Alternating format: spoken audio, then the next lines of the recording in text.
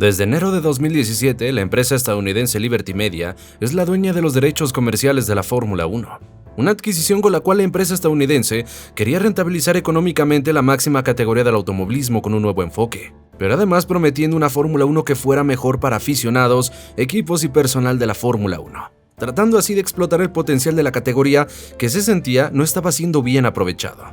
Han pasado ya 7 años desde que esta empresa tomó el control de la categoría y en los últimos años han tomado muchas decisiones que han polarizado a los fans de la máxima categoría del automovilismo. Por tanto, creo que es el momento de hacer un pequeño análisis en este canal. Vamos a analizar el trabajo de Liberty Media, vamos a ver qué tanto han aportado, qué han cumplido de las promesas que hicieron cuando adquirieron la Fórmula 1 y sobre todo entender si Liberty Media ha hecho un buen trabajo con el producto que ahora tienen en sus manos.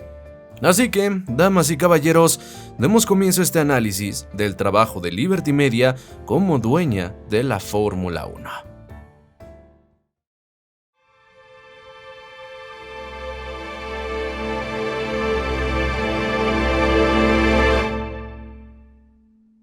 Antes de empezar este análisis es necesario entender un poco del contexto previo a la adquisición de Liberty Media de la Fórmula 1. Para ello tenemos que recapitular hasta antes de 2016. En esos años la Fórmula 1 era propiedad de la empresa de capital de riesgo CVC Capital Partners y el presidente de la Fórmula 1 en aquel entonces era Bernie Ecclestone, aquel que hizo que el negocio de la Fórmula 1 se volviera gigantesco desde inicios de los años 80. Sin embargo, durante las últimas temporadas de su mando, la Fórmula 1 estaba sufriendo una caída drástica de audiencias. Y de hecho, Bernie Ecclestone era conocido por ser muy pragmático en su forma de pensar con respecto a la Fórmula 1 como negocio. Él no creía en el potencial de las redes sociales, era súper cerrado con el tema de la difusión de la categoría que no fuera por los canales principales, y eso junto con un campeonato totalmente monopolizado por Mercedes, hacía que las audiencias simplemente se estuvieran yendo de a poco. También gracias al nuevo reglamento de motores híbridos que entró en vigor en 2014, donde la desaparición del ruido también fueron una gran fuente como para que las audiencias empezaran a irse poco a poco, llegando a su pico más bajo entre el año 2016 y el año 2017. Aquí es donde entra la empresa estadounidense Liberty Media, una empresa de medios de comunicación fundada en 1991 por John C. Malone. Estos vieron el potencial que la categoría simplemente no estaba explotando y creyeron que si adquirían la Fórmula 1 podrían encontrar un excelente modelo de negocios que regresara a la audiencia, generara mayores ingresos y que en general sirviera tanto para que los equipos ganaran más, como para que los aficionados se metieran más en la Fórmula 1, llegaran nuevas audiencias y con ello explotar el potencial económico de la categoría. En enero de 2017 se hizo oficial la compra de la categoría por $8,000 millones, y desde ese momento Liberty Media se volvió la dueña de los derechos comerciales de la Fórmula 1. Entre los planes que esta empresa tenía, el primero de ellos era abrir más la categoría al fanático, que éste pudiera meterse más en el mundillo, abrirse a las redes sociales y cautivar muchos más mercados en el mundo, pero principalmente el estadounidense. A la compra de la Fórmula 1 esta era la idea que se tenía de la categoría. A los fans se nos prometió una Fórmula 1 donde se vieran más emociones, mayor apertura y especialmente que se respetaría la esencia de la Fórmula 1, su historia, pero tratando de adecuarla a los tiempos modernos. También se nos prometió que se buscaría un balance en el calendario, donde se aceptarían nuevas propuestas que fueran económicamente preponderantes, pero también manteniendo los clásicos de la Fórmula 1. Una de las primeras acciones que hizo Liberty Media en su mandato fue despedir a Bernie Ecclestone de su cargo como presidente, y su lugar fue tomado por Chase Carey, y donde en su grupo de trabajo le acompañaría el genio Ross Brown y Sean Bratches. Aunque a la postre estos tres se retiraron de ese cargo y terminó siendo el nuevo CEO de la Fórmula 1, el exdirector deportivo de Scuderia Ferrari Stefano Domenicali. Para entender si han hecho un buen trabajo con la Fórmula 1 o un mal trabajo, tenemos que analizarlo desde los diferentes enfoques que ellos mismos propusieron.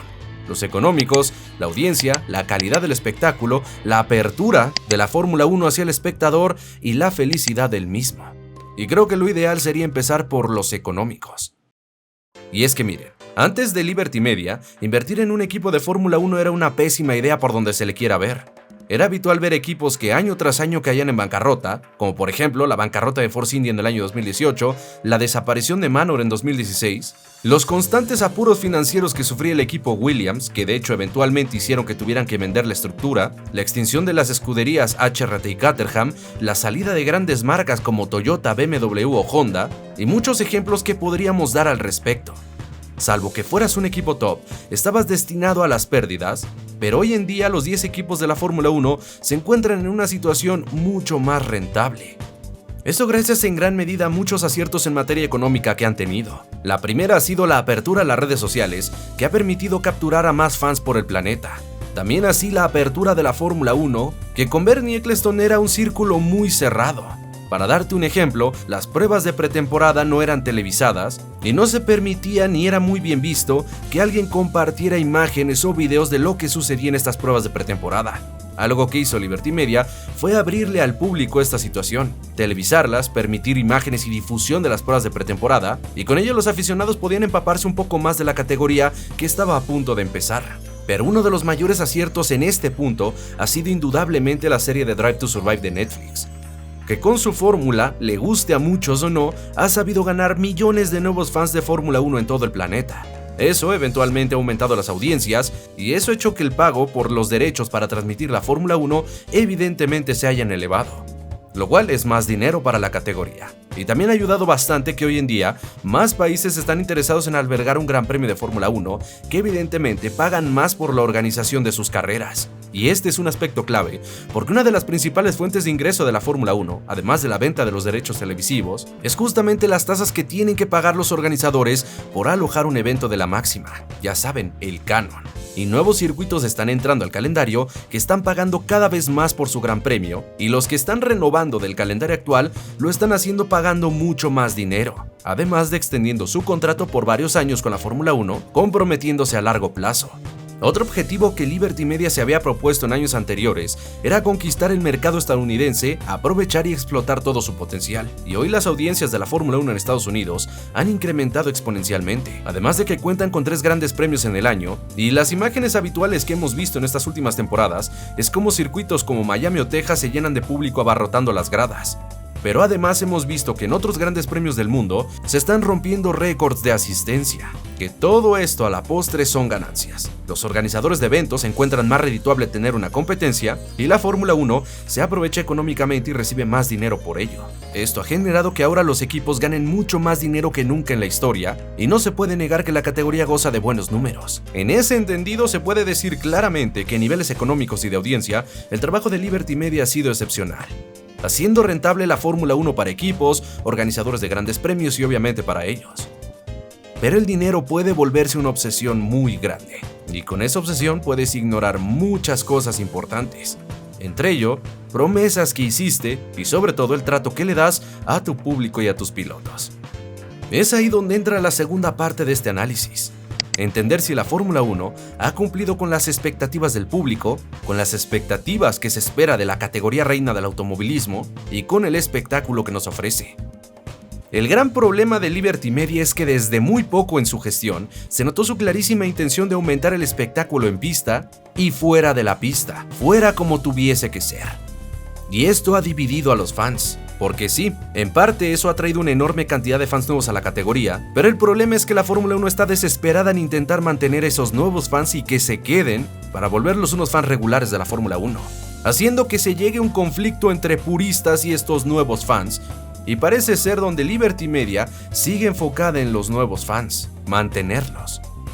También hay que ser honestos, Liberty Media desde el primer momento de su gestión ha dejado claras sus intenciones de seguir su camino, importándole muy poco lo que opinen los fans. Para darte un pequeño ejemplo, una de las primeras decisiones polémicas que tomó Liberty Media fue la decisión de prohibir las Pit Girls, las chicas que, podríamos llamarles edecanes, que posaban en la parrilla de salida junto con los autos. Tomaron esta decisión diciendo que las Pit Girls no entraban dentro de los nuevos valores que ellos tenían. Y eso causó un revuelo enorme entre los fans, que veían esto como algo ridículo, y muchos pidieron a Liberty Media no llevarla a cabo. Pero Liberty no mostró ningún tipo de flexibilidad y siguió adelante con sus planes, a pesar de múltiples quejas de que esta decisión no tenía ningún sentido y de que se le estaba quitando el trabajo a las Pit Girls, que estaban ahí por su propia voluntad y que obviamente recibían un buen pago por sus servicios. También se prometió que se respetaría la esencia de la Fórmula 1 y que se buscaría un equilibrio entre los circuitos clásicos y las nuevas adiciones al calendario. Y aunque en un primer plano parecía que cumplirían con su promesa, hoy han dejado muy clara su postura de que no están interesados en seguir teniendo los circuitos clásicos si no están dispuestos a pagar lo suficiente. La continuidad de trazados clásicos está siendo amenazada como en las eras de Bernie Ecclestone, porque sí, hay que ser honestos. Desde la era de Bernie Ecclestone, muchos circuitos clásicos son amenazados y se le da prioridad a aquellos que paguen más antes que a templos como Monza, Bélgica, etcétera, etcétera. Para darte un ejemplo de lo que ha hecho Liberty Media, Mónaco ha sido obligada a pagar más por mantener su lugar bajo amenaza de tirarles del calendario. Spa-Francorchamps ha estado cerca de caerse del mundial en los últimos años, y de hecho el actual CEO de la Fórmula 1 tiene la intención de obligar a que Países Bajos y Bélgica se alternen en el calendario para abrir espacio a nuevos circuitos. Ya amenazaron la continuidad de Monza e Imola, y se sabe que muy probablemente uno de los dos circuitos se termine cayendo del calendario en un corto plazo. Llegaron a amenazar la continuidad de Interlagos cuando Jair Bolsonaro quería cambiar la sede del Gran Premio de Brasil a Río de Janeiro. Y así te podría dar muchos más ejemplos. Y a pesar de que muchos fans del automovilismo han pedido traer circuitos míticos como podrían ser Indianápolis, el circuito de Sepang, Turquía, un largo etcétera, la categoría está dispuesta a aceptar cualquier tipo de circuito siempre y cuando el organizador pague. De ahí que tengamos el horrible callejero de Miami y que en 2027 muy probablemente se sustituya el permanente de Barcelona por un callejero en Madrid. También tenemos el callejero de Las Vegas y parece ser que hay nuevos países que quieren su gran premio que van a apostar por lo mismo, trazados callejeros, como es el caso del Gran Premio de Tailandia que se está fraguando.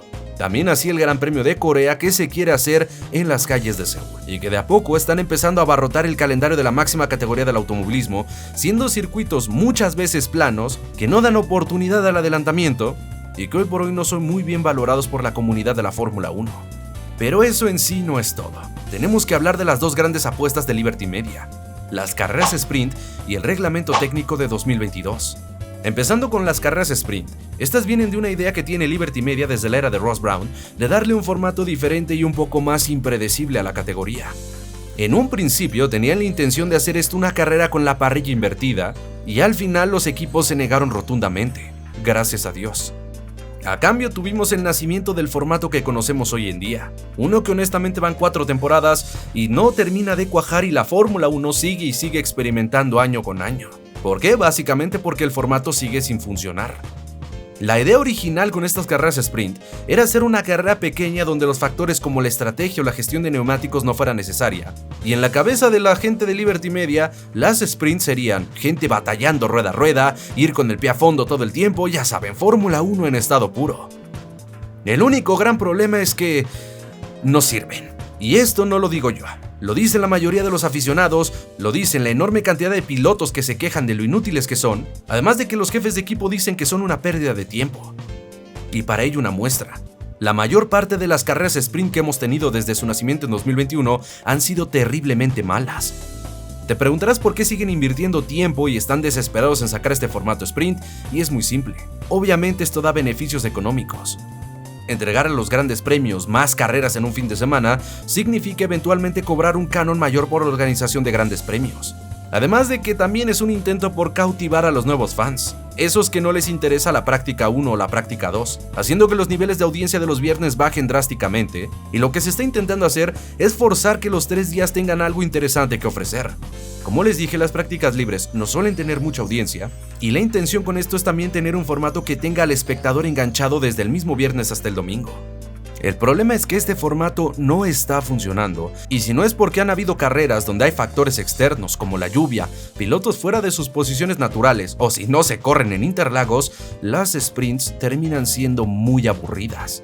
Y a pesar de las quejas, la Fórmula 1 sigue ignorando a todo el mundo, emperrada en sacar este proyecto adelante.